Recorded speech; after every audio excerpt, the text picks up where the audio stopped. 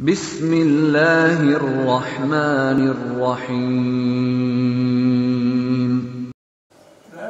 अज़ीज़ प्यारे बच्चों, आज का जो दर्जा है फौकानिया अव्वल यानी क्लास 9, मज़मून है जोग्राफिया। और इससे जो पहले हमने जो सिलसिला आपसे जो बात आपसे हो रही थी, हिंदुस्तान की आबो हवा, the climate of India, Bharat की जलवायु के बारे में हम गुफ्तगू कर रहे थे। उसका कुछ हिस्सा जो बाकी रह गया था, जिसको आज आपके सामने इस पर गुफ्तगू मैं करूँगा। कुछ जोग्राफिया इस्तिलाह है, कुछ टर्मिनोलॉजी है जिसके बारे में बता दूं आपको। एक लफ्ज़ है अल नीनो, कहीं कहीं IO लीनो भी लिखा रहता है, EI लीनो भी लिखा रहता है। एक है ला नीला और दूसरा है मगरबी इस्तराब यानी वेस्टर्न डिस्टर्बेंस। ये मानसून अगर हम पढ़ेंगे, जिसके बारे में हमने पहले बताया, हिंदुस्तान की जो मानसूनी आबो हवा है उससे ताल्लुक़ रखता हुआ ये अल्फाज है, इस पर हम गुफ्तगू करेंगे।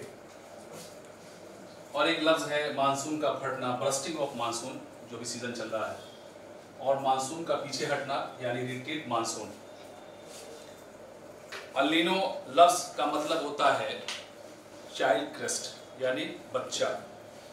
चूँकि ये दिसंबर के महीने में मगरबी अमेरिका के पेरू साहिल पे इसकी तका होती है अल नीनो की, और बहरुल काहिल के साहिल से रूज होता हुआ, अमेरिका के जनूबी अमेरिका के साहिल से रूज होता हुआ ये पानी के दर्जे हरारत को अचानक बढ़ा देता है, यानी 5 से 10 डिग्री सेंटीग्रेड जो है ये हरारत बढ़ा देता है पानी की। शुमाली भारत में जब कम बारिश होती है या खुश्कसाली पड़ती है तो इसका असर होता है। 1987 में जो भारत में खुश्कसाली आई, ये अल नीनो का ही असर था। और आज भी हम देखते हैं कि हमारी हिंदुस्तानी आबोहवा पे, मानसून पे इसका बहुत ही असर है। ये जब ये लहरें चलती हैं समुद्र से, तो जिस इलाके पर असर डालती हैं वहाँ के आबो हवा को मुतासिर करती हैं। इसके बरक्स दूसरा लफ्ज़ है ला नीना।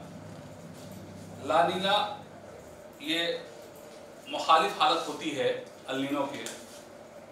इसमें मानसून की पेशनगोई हो सकती है और वस्ती व मशरकी बहरकाहुल में बहुत ही ठंडी हवा इकट्ठा होने लगती है, और ये पेरू के साहिल से रूज होता हुआ ये ठंडी लहरें कुछ मकदार में हिंदुस्तान के जनूबी और मगरबी हिस्सों में पड़ती हैं, जिससे वहाँ की मानसूनी हवा को ये बहुत ही असर डालती है।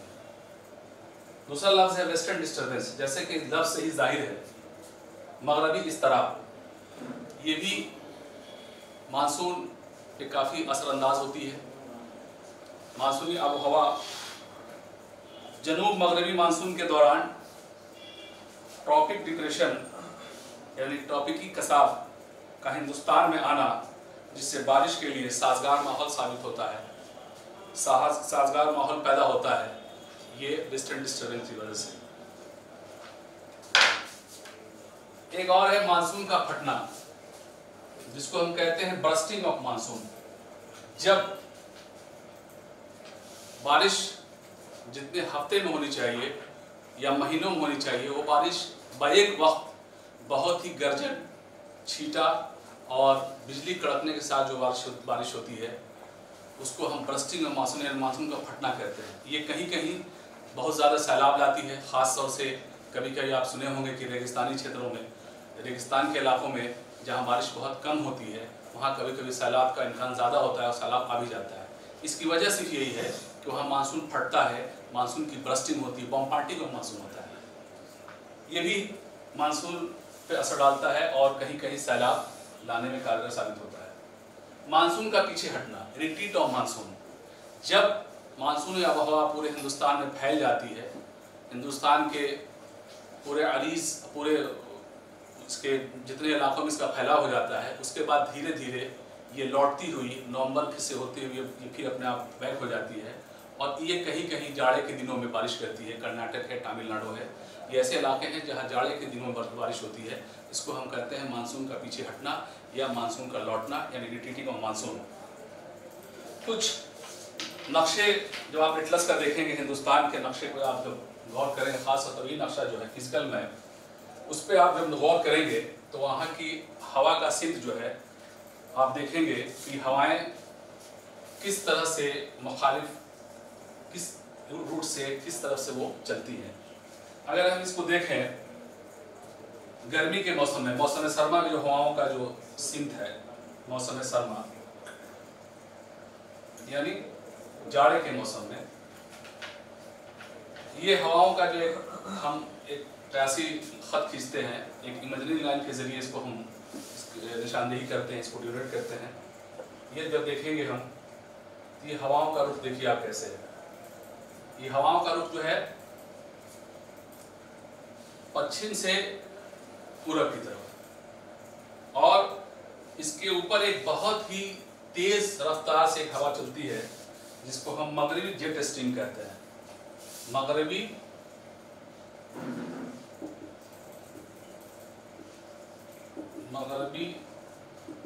जेट स्ट्रीम, ये बहुत ही तेजी से, बहुत ही ज़्यादा रफ्तार से चलने वाली एक ऐसी हवा जो मगरब से चलती है और हिंदुस्तान के शुमाल होते हुए करीब हिंदुस्तान के शुमाली इलाकों में ये असरअंदाज होती है। और मौसम सरमा में, ख़ास और सर्दी के मौसम में, इस हवा का काफ़ी फैलाव होता है, जो अगर हम देखें तो 20-30 नॉटिकल माइल या केटी करके इसको हम डोनेट करते हैं। इसके बरक्स अगर हम गर्मी के दिनों में देखें हिंदुस्तान के मैप को, अगर आप नक्शा निकालेंगे एटलस जो दिया हुआ है, ये इसके बरक्स चलेगी, इसका डायरेक्शन चेंज हो जाएगा, ये हवा यूं चलेगी। क्योंकि हमने पहले भी बताया था आपको, इसका रुख होगा पूरब से पश्चिम, यानी मशरिक से मगरिब की तरफ चलेगी।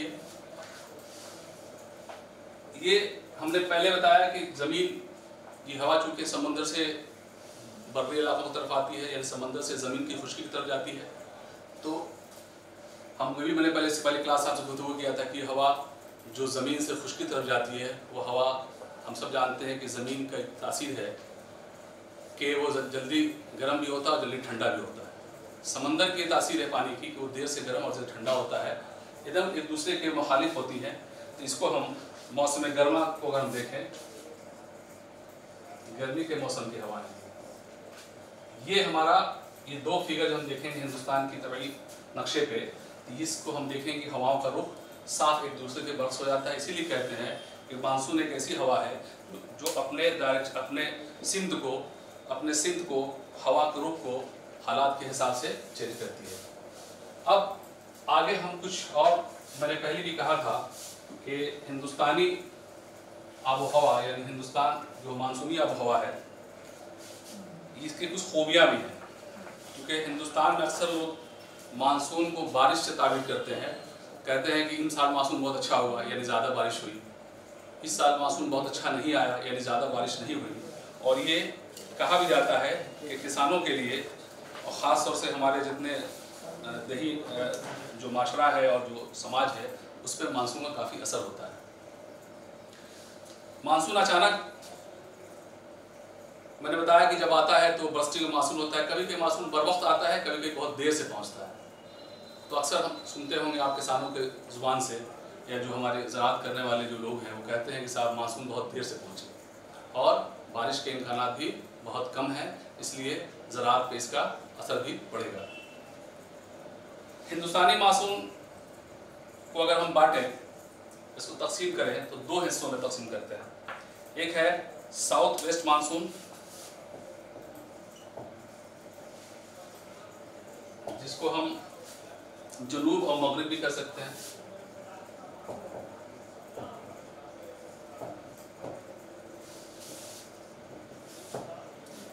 ये सबसे ज़्यादा जो बारिश हिंदुस्तान में होती है, वो बारिश इसी मानसून से होती है, इन्हीं हवाओं से होती है।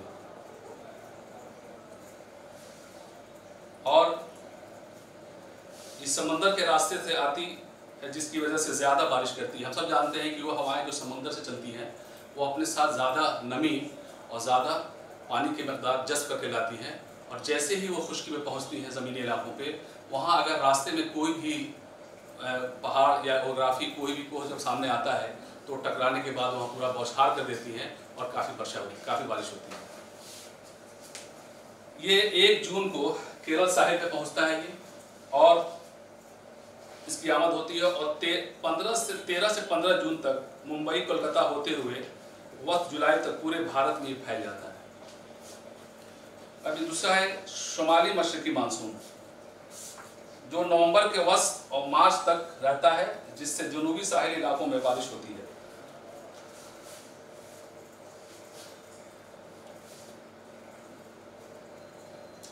प्यारे बच्चों, हमने पहले भी कहा कि अभी बारिश का मौसम चल भी रहा है, और कहीं कहीं बहुत ज़्यादा बारिश हो रही है और कहीं कहीं कम बारिश हो रही है। इसलिए हिंदुस्तान में जो बारिश की मकदार है, जो इसका तकसीम और डिस्ट्रीब्यूशन है, वो एक सा नहीं है।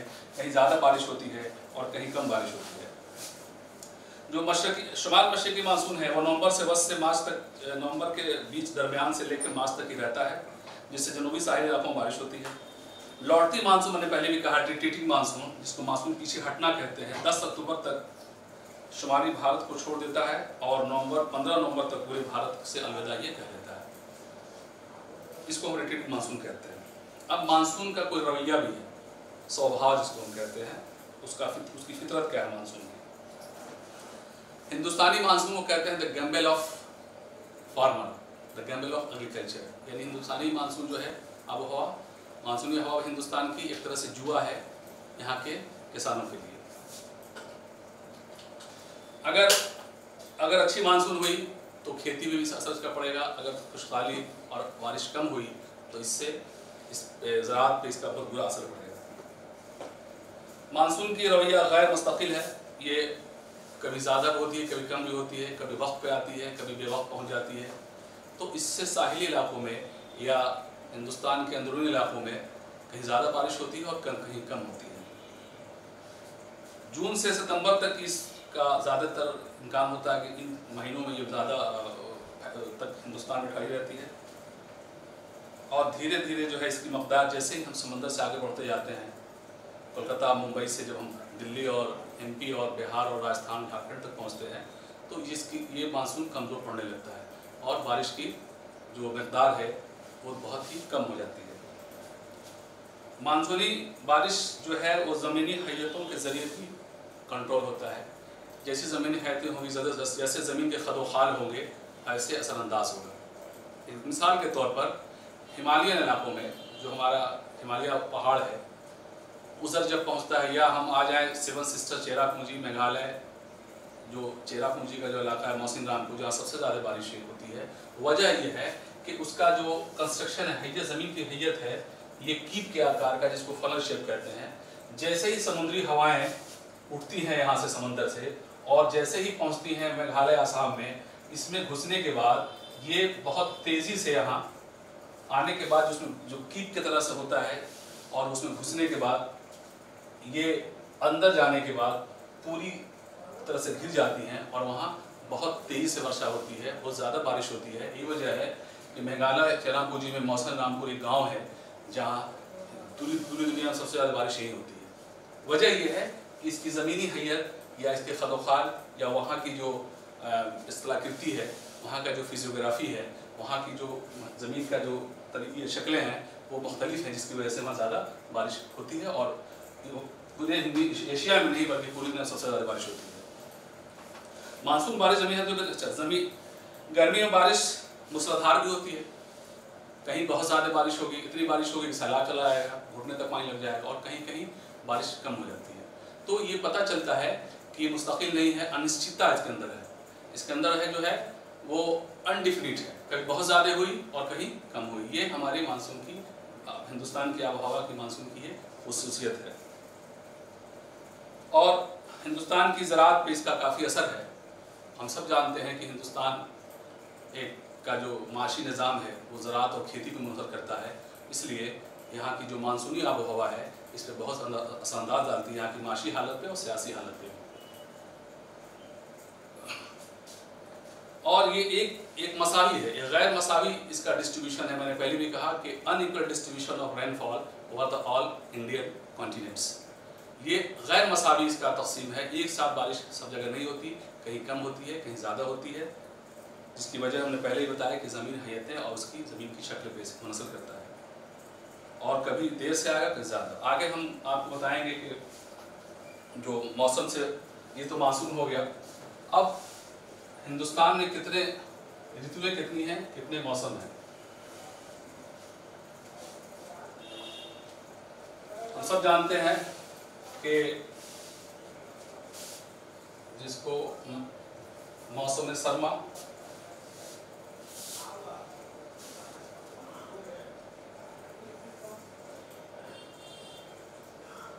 मौसम सरमा, मौसम गर्मा,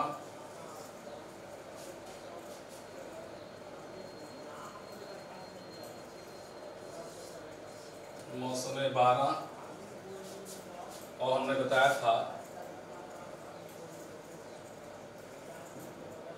पीछे हटती मानसून। ये चार बुनियादी तौर पे, ये चार इसके मौसम होते हैं हिंदुस्तान के, चार ऋतुओं में इसको बांटा गया है। मौसम सरमा, जिसको हम सर्दी का मौसम कहते हैं, ये वस्त नवंबर से वस्त मार्च तक इसका में ये रहता है। मिडिल नवंबर से मिडिल मार्च तक ये भारत में, हिंदुस्तान में पाया जाता है, इसका असर होता है। मौसम गर्मा यानी गर्मी का मौसम, वस्त मार्च से वस्त जून तक ये दरमियान ही रहता है।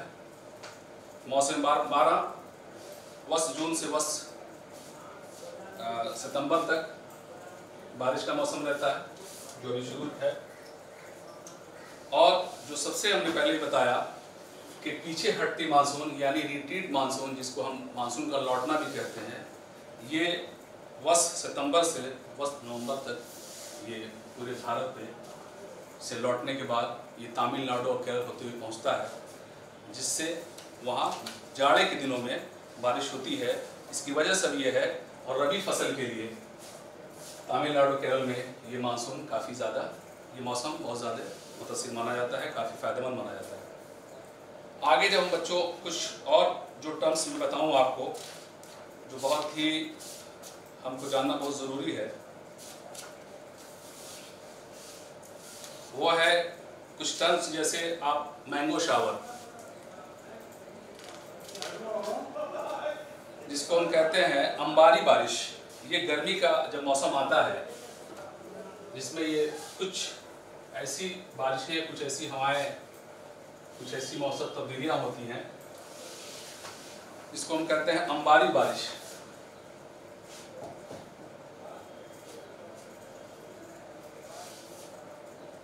अंबानी,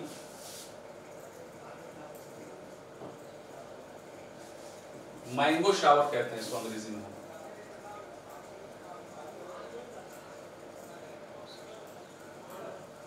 यानी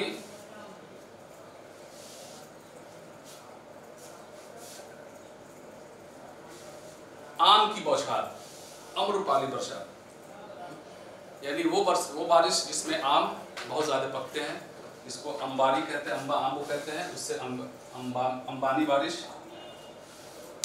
गर्मी के अख्ताम पर मानसून बारिश होती है, जो केरला और कर्नाटक के साहिल इलाकों में आमतौर से ये ज़्यादा मिलता है। और ये ख़ास तौर से मैंने पहले भी कहा कि आम की फसल के लिए अंबानी जो आम की फसल के लिए सबसे ज़्यादा मुफीद है, इसलिए इसको मैंगो शावर भी कहते हैं और अंबानी बारिश भी कहते हैं। दूसरा है शगुफी बौछार, गुरुजम शावर। ये भी एक गर्मी के मौसम गर्मी में ये होता है, शगुफी बौछार।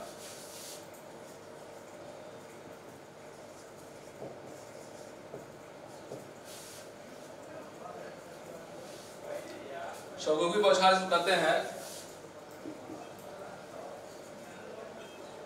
गुरुजम शावर।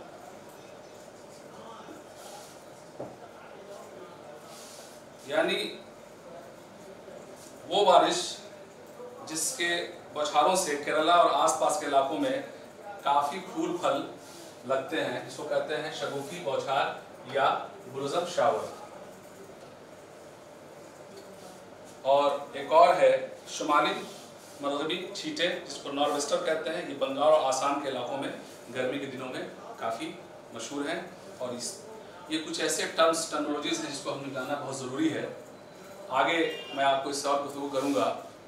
इस सिलसिले में कोई सवालात आपके जहन में अगर उठ रहे हों तो आपसे मेरी गुजारिश है कि बराए करम आप कमेंट बॉक्स में डालें। इंशाअल्लाह आपको इसका मस्बत और माकूल जवाब दिया जाएगा। बहुत बहुत शुक्रिया।